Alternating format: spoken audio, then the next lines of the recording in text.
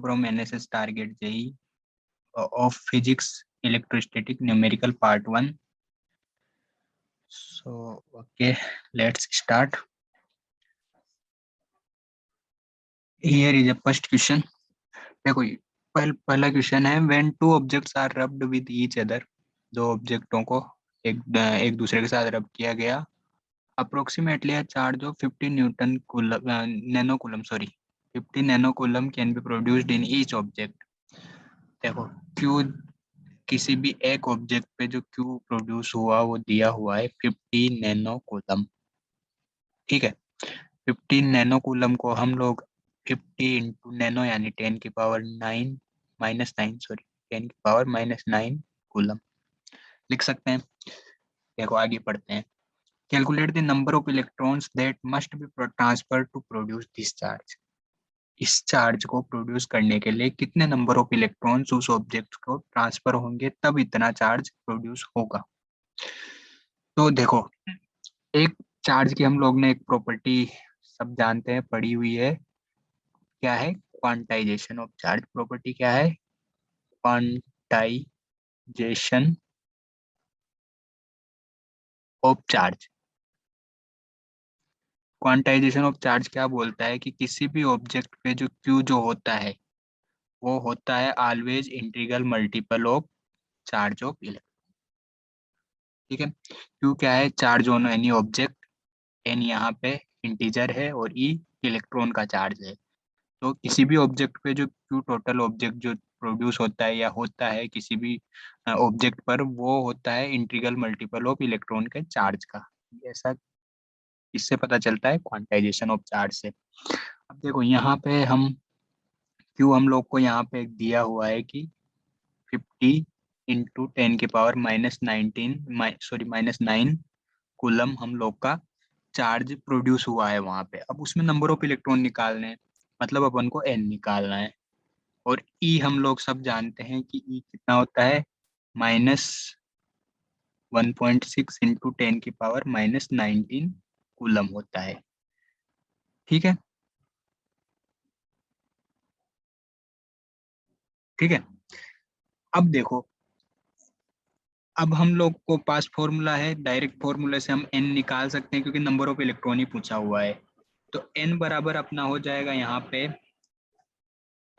n बराबर Q by E, और E का क्या लेंगे हम? मैग्नीट्यूड, क्योंकि n क्या आएगा अपना इंटीजर, जो कि जो भी आएगी वैल्यू उसको हम मैग्नीट्यूड ही लेने वाले हैं एंड में ना, तो कोई बात नहीं, माइनस भी ले सकते हैं, कोई प्रॉब्लम नहीं है, ठीक है।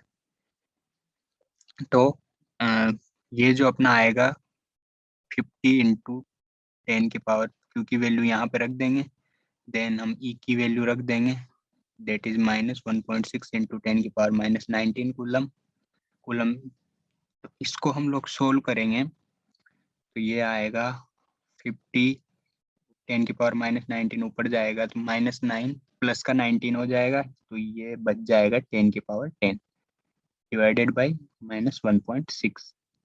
इसको सोल्व करेंगे तो n बराबर अपना आ जाएगा -31.25 इंटू 10 की पावर 10 इलेक्ट्रॉन्स। अब देखो ये n है तो n माइनस में होगा नहीं, इसका मैग्नीट्यूड ले लेंगे, ठीक है।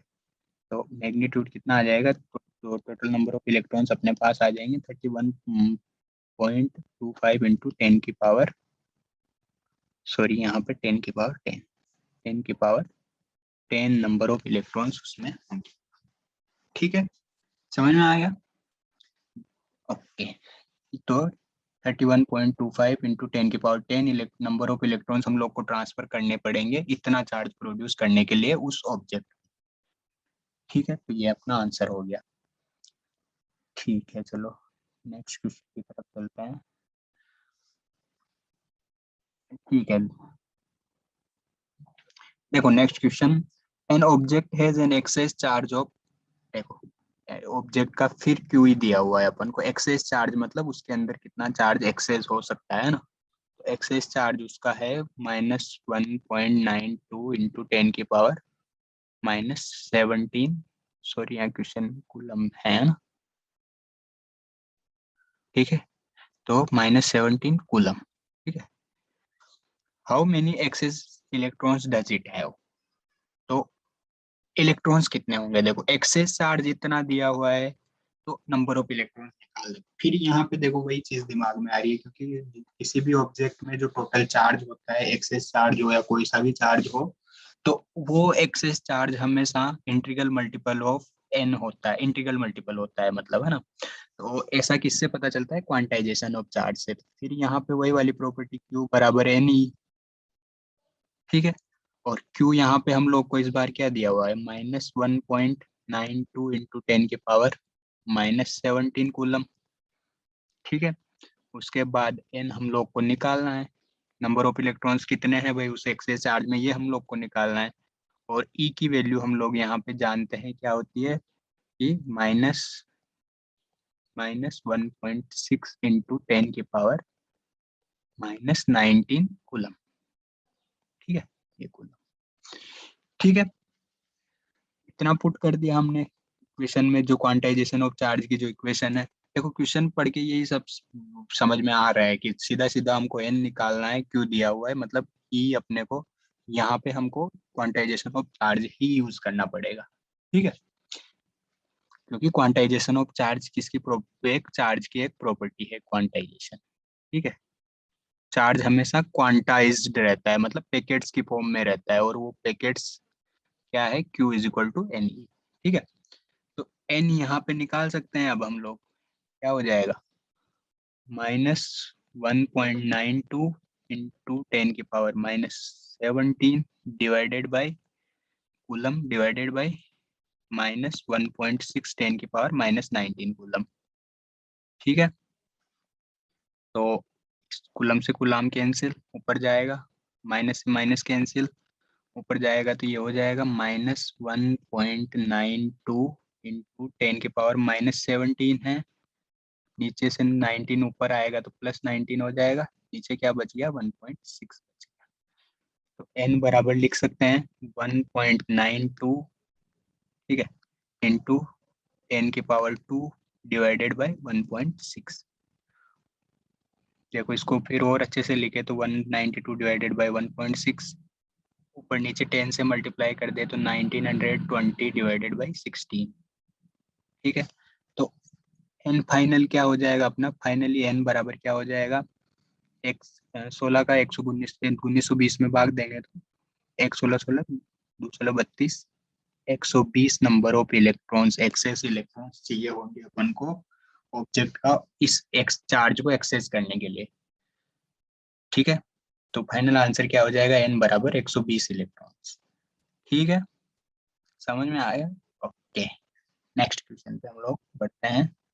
देखो ये शॉर्ट शॉर्ट न्यूमेरिकल है, दोनों में क्वांटाइजेशन ऑफ चार्ज यूज हुआ, और हम लोग को क्वेश्चन पढ़ के पता भी चल रहा है कि क्वांटाइजेशन ऑफ चार्ज क्यों यूज करना है, क्योंकि हम लोग को एन निकालना है रहता है वहां पे, और एन निकालने के लिए अपने पास प्रॉपर्टी है चार्ज की, क्वांटाइजेशन ऑफ चार्ज।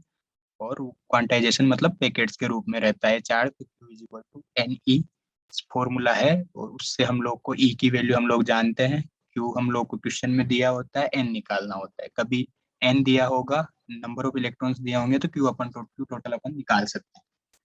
ठीक है, देन नेक्स्ट क्वेश्चन पढ़ो, देखो what is the total charge of 75 kg of electrons. ठीक है, अब देखो यहाँ पे सबसे पहले इस क्वेश्चन, इतना छोटा सा क्वेश्चन है, अब अप्रोच कैसे करें इसको। ठीक है, मतलब सोल्व कैसे करें, आगे कैसे बढ़े इसमें। तो what is total charge of 75 kg of electrons, सबसे पहले देखो कितने केजी इलेक्ट्रॉन्स दिए हुए हैं, 75 kg इलेक्ट्रॉन्स दिए हुए हैं। ठीक है, अब देखो यहाँ पे मास, अगर ये 75 kg है, क्या है, मास है, इसका मतलब अपन को कहीं ना कहीं इलेक्ट्रॉन की मास के बारे में भी पता होना चाहिए। देखो यहाँ पे दिया हुआ नहीं है, हम लोग को याद रखना है, हो सकता है किसी क्वेश्चन में और में भी ना दे। ठीक है, वरना यहाँ बहुत सारे क्वेश्चंस में ब्रैकेट में दिया हुआ होता है यहाँ पे, लेकिन यहाँ नहीं दिया हुआ है, तो हम लोग को याद पता भी होना चाहिए कि इलेक्ट्रॉन की मास होती है 9.11 इंटू अप्रोक्सीमेट मास होती है -31 kg। ठीक है, सॉरी 31 है, 37 मत समझ लेना, 31 kg। ठीक है। अब देखो, थोड़ा आइडिया लग रहा है यार, 75 केजी ऑफ इलेक्ट्रॉन दे दिए हुए हैं, 1 इलेक्ट्रॉन की मास इतनी होती है। तो इससे देखो एक चीज निकाल सकते हैं हम लोग कि हम 1 केजी में नंबर ऑफ इलेक्ट्रॉन्स निकाल ले, ताकि हम लोग 75 केजी में नंबर ऑफ इलेक्ट्रॉन्स निकाल पाएंगे। और अगर नंबर ऑफ इलेक्ट्रॉन्स निकाल लेंगे तो चार्ज भी निकाल लेंगे, क्योंकि एक इलेक्ट्रॉन का चार्ज हम लोग जानते हैं। समझ रहे हो बात? तो सबसे पहले हम लोग को निकालना पड़ेगा कि 1 केजी में कितने नंबर ऑफ इलेक्ट्रॉन्स होंगे। तो वो निकालने के लिए हमको क्या करना पड़ेगा, 1/9 देखो यहाँ इतना केजी है एक इलेक्ट्रॉन का भार, तो 1 केजी बराबर क्या हो जाएगा, 1 इलेक्ट्रॉन डिवाइडेड बाई ये मास। ये कितनी है, 9 10 की पावर 31, ऊपर जाएगा तो प्लस का 31 हो जाएगा।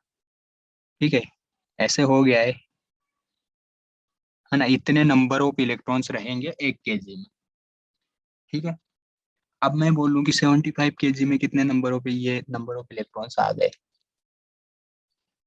1 केजी में, कैसे आए। एक इलेक्ट्रॉन का मास इतना होता है, 9.11 इंटू 10 की पावर -31 केजी। तो 1 केजी का मास कितना होगा, तो ये जैसे हमको बोलते हैं ना कि एक पेन का प्राइस 10 रुपए में, 10 पेन का प्राइस 100 रुपए है। तो एक पेन का प्राइस कितना होगा, तो एक पेन का प्राइस कैसे निकालेंगे, एक पेन बराबर 100/10। ठीक है ना। उसी तरीके से यहाँ पे हम लोग ने क्या किया कि एक इलेक्ट्रॉन में अगर इतने केजी है, तो 1 केजी में कितने इलेक्ट्रॉन होंगे, तो 1 केजी बराबर एक इलेक्ट्रॉन डिवाइडेड बाई उसकी मास जो दिया हुआ। ठीक है। तो इतने नंबर ऑफ, तो 75 केजी में कितने नंबर ऑफ इलेक्ट्रॉन होंगे, सीधा सीधा यहाँ पे 75 से मल्टीप्लाई कर दे इसको, तो ये हो जाएगा 75 इंटू 10 की power 31 divided by 9.11 number of electrons होंगे। ठीक है। अब टोटल चार्ज कितना होगा क्यू इन 75 केजी, वो कैसे निकालेंगे, सीधा सीधा इतने नंबर ऑफ इलेक्ट्रॉन है, एक इलेक्ट्रॉन का जितना मास होता है उस मास को इतने नंबर ऑफ इलेक्ट्रॉन से हम लोग गुणा कर देंगे, तो अपना टोटल चार्ज आ जाना चाहिए। ये माइनस का होता है, माइनस यहाँ लगा देते हैं। ये किसमें आ गया, अब कूलम। ठीक है। अब इस चीज को हम लोग सोल्व कर सकते हैं। देखो सोल्व करेंगे तो ये हो जाएगा हम लोग का 75 इंटू 1.6 डिवाइडेड बाई 9.11 इंटू 10 की पावर 31 प्लस का है, ये माइनस का है, तो 10 की पावर 12 हो जाएगा। ठीक है। अब देखो यहाँ पे ऊपर नीचे 100 से मल्टीप्लाई कर ले, तो ये हो जाएगा 75 इंटू, देखो एक जीरो यहाँ उड़ेगा, एक यहाँ, तो ये इसको 16 160 लिख सकते हैं, 2 जीरो यहाँ से ऊपर, और 100 से मल्टीप्लाई कर दे तो ये 160 हो जाएगा, ये ऐसा कैसे ही लिख देते हैं। और नीचे भी ऊपर 100 से मल्टीप्लाई किया है, नीचे भी करेंगे तो 911 हो जाएगा। ठीक है। अब इसको अब देखो हम फाइनली सोल्व करेंगे, तो हम लोग के पास और अच्छे से इसको अगर लिखे तो क्या आ जाएगा, हम लोग के पास 75 इंटू 16, एक जीरो को इधर वापस 10 से मल्टीप्लाई करके 10 की पावर 13 कर देते हैं, डिवाइडेड बाई 911। ठीक है। थोड़ा और अच्छे से इसको सोल्व करें तो 580 के शून्य हासिल के 75 को और 16 को गुणा कर देंगे, 112 और 7 119। ठीक है। 516 600 में 716 112 और 7 119, हाँ 911 इंटू 10 की पावर 13। अब देखो 1190 को 911 से डिवाइड करेंगे तो ऑब्वियस सा बात है 1 पॉइंट समथिंग आएगा, नहीं आएगा, क्योंकि देखो 1190 को 911 से डिवाइड करोगे तो 1 पॉइंट समथिंग ही आएगा। तो हम लोग 1190 को 1190 को इससे डिवाइड करेंगे 911 से, तो ये आएगा 1 पॉइंट समथिंग, मतलब तुम करके देखना डिवाइड, ये आएगा 1.33 इंटू 10 की पावर 13। ठीक है, तो टोटल चार्ज इतने कूलम चार्ज, टोटल चार्ज हम लोग का आ जाएगा। ठीक है, तो देखो फाइनल आंसर क्या हो जाएगा हम लोग का, 1.3 इंटू 10 की पावर 13 कूलम। देखो क्वेश्चन बड़ा नहीं है, थोड़ी कैलकुलेशन थी मैंने यहीं पे की, इसलिए ज्यादा होगी, तुम लोग अपने खुद से कर सकते हो। ठीक है, ये कैलकुलेशन। ठीक है, देखो और एक और तरीका है। अब देखो हम, एक तो बात तुम बताओ, देखो मैं यहीं पे सोल्व करता हुआ नहीं चला, मैं यहीं पे 1 में 9.11 का भाग दे के, तो फिर कैलकुलेशन और विजार्ड हो जाती है ना, क्योंकि यहाँ फिर भाग देता, फिर यहाँ भाग देता, फिर यहाँ भाग देता, कितने बार भाग देता, तो मैंने सारे एक साथ बिना कैलकुलेशन करे लास्ट में सारी कैलकुलेशन कर दी। ठीक है, इससे क्या हुआ कि बार बार मेरे को अलग अलग कैलकुलेशन ना करनी पड़ी, वरना यहाँ पे भी 1 में भाग देना पड़ता, फिर यहाँ पे अलग से देना पड़ता। ठीक है ना, तो ठीक है, समझ में आएगा, तो हम लोग का फाइनल आंसर हो जाएगा 1.3 10 की पावर 13 कूलम। टोटल चार्ज आएगा कितना, 75 kg इलेक्ट्रॉन्स में। ठीक है, नेक्स्ट क्वेश्चन पे चलते हैं। देखो नेक्स्ट क्वेश्चन है, what is total charge of all of the protons in 1 kg of carbon. ठीक है, अब देखो तुम्हारे दिमाग में आ रहा होगा कि यार 1 kg कार्बन है। ठीक है, तो सबसे पहले तो हम लोग को ये पता करना पड़ेगा कि 1 kg कार्बन में कितने एटम होंगे, क्योंकि देखो एक बात तुम केमिस्ट्री में से जानते हो कि कार्बन का 12 ग्राम मास होता है और 6 इसका एटॉमिक नंबर होता है, मतलब एक कार्बन में 6 प्रोटॉन्स होते हैं और 6 ही इलेक्ट्रॉन्स होते हैं। ठीक है, ठीक है, और नंबर ऑफ न्यूट्रॉन्स कैसे निकालते हैं, जो मास नंबर है माइनस एटॉमिक नंबर। ठीक है, तो हमको एक एटम में 6 प्रोटॉन्स होते हैं, लेकिन अब यहाँ पे क्वेश्चन ये उठता है कि हमको पहले सबसे पहले नंबर ऑफ एटम्स चाहिए। ठीक है, और नंबर ऑफ एटम्स के लिए एक देखो, एक चीज जानते हो, मोल कॉन्सेप्ट कहता है कि एक मोल में अवगाद्रो नंबर के बराबर 6.02 10 की पावर 23 एटम्स होते हैं या मॉलिक्यूल्स होते हैं, लेकिन यहाँ एटम्स एटम्स या मॉलिक्यूल्स होते हैं ना 1 मोल में। तो हमको पहले 1 kg कार्बन में कितने मोल होंगे ये निकालना पड़ेगा। नंबर ऑफ मोल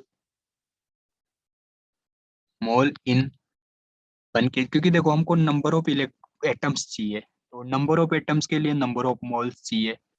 ठीक है, तो नंबर ऑफ मोल कैसे निकालेंगे, number of mole in 1 kg carbon बराबर क्या हो जाएगा।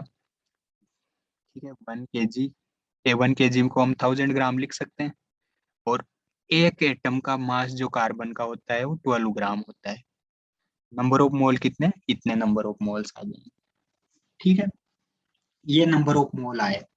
अब मैं तुमसे पूछूं कि नंबर ऑफ एटम्स कितने होंगे, ये तो नंबर ऑफ मोल्स है 1 kg कार्बन में, number of atoms in 1 kg carbon तो कितने हो जाएंगे, 1000 डिवाइडेड बाई 12 इंटू, देखो एक मोल में कितने, इतने नंबर ऑफ एटम्स रहते हैं, तो इतने मोल्स में ये क्या है, मोल है, नंबर ऑफ मोल्स आए हैं ना 1 kg में, तो इतने नंबर ऑफ मोल में कितने एटम्स होंगे, तो एक मोल में इतने होते हैं, तो इतने में कितने होंगे, इतने से गुणा मल्टीप्लाई कर देते हैं। ठीक है, ये एटम्स आ गए। अब मेरे को बताओ कि एक जो एटम होता है, ये क्या है, एक कार्बन का एक एटम है ना, और एक एटम में कितने प्रोटॉन्स होते हैं, 6 प्रोटॉन्स होते हैं, तो टोटल प्रोटॉन्स कितने हो जाएंगे, टोटल प्रोटॉन्स कितने हो जाएंगे, इतने नंबर ऑफ एटम्स में, देखो ये टोटल नंबर ऑफ एटम्स आ गए, तो इनमें एक एटम में अगर 6 प्रोटॉन होते हैं, तो इतने सारे एटम में कितने प्रोटॉन हो जाएंगे, तो इसको 6 से गुणा कर देते हैं, इंटू 6.02 10 की पावर 23 इंटू 6। ठीक है, नंबर ऑफ प्रोटॉन्स अपने पास, टोटल नंबर ऑफ प्रोटॉन्स आ गए किसमें, 1 kg कार्बन। देखो ये चीज, देखो अपन को सबसे पहले अप्रोच समझना है कि क्या करना है, ऑल ऑफ द प्रोटॉन्स मतलब अपन को नंबर ऑफ प्रोटॉन्स चाहिए। नंबर ऑफ प्रोटॉन्स कैसे निकलेंगे कि एक एटम में जितने प्रोटॉन होंगे उस हिसाब से, तो पहले नंबर ऑफ एटम्स पता करना पड़ेगा। अब नंबर ऑफ एटम कैसे पता करें, सबसे पहले एक मोल में हम जानते हैं कि इतने एटम्स होते हैं, तो सबसे पहले नंबर ऑफ मोल पता करना पड़ेगा। नंबर ऑफ मोल कैसे निकालते हैं, given mass upon molecular mass. Carbon की मोलिकुलर मास होती है ये, क्या है, नंबर ऑफ मोल निकालने का formula, given mass divided by molecular mass. ठीक है, गिवन मास ये है, ये मोलिकुलर मास है, तो नंबर ऑफ मोल आ गए। ठीक है, number of atoms in 1 kg carbon, तो ये आ गए। टोटल प्रोटॉन्स, तो ये आ गए। ठीक है, अब देखो total charge in protons, total charge. ठीक है, तो टोटल चार्ज कैसे आएगा? देखो एक प्रोटॉन का चार्ज जानते हो हम लोग, एक प्रोटॉन में कितना चार्ज होता है? 1 इलेक्ट्रॉन के बराबर ही होता है, लेकिन ये पॉजिटिव होता है। 1.6 इंटू 10⁻⁻19 कूलम होता है एक प्रोटॉन में। मैग्नीट्यूड इलेक्ट्रॉन प्रोटॉन दोनों का सेम होता है, बस इलेक्ट्रॉन में माइनस आ जाता है ना। तो टोटल चार्ज क्या आ जाएगा?